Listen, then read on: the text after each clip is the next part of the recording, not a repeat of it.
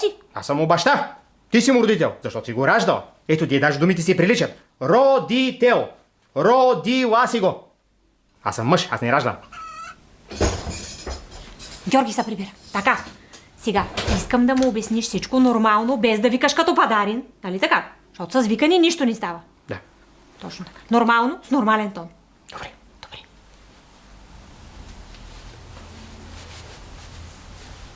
Ко?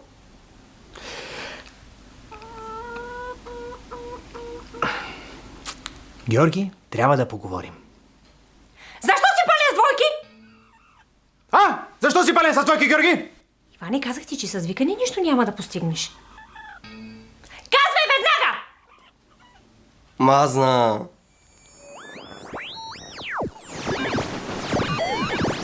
Това е, защото класата е тъпа. То затова тъй става.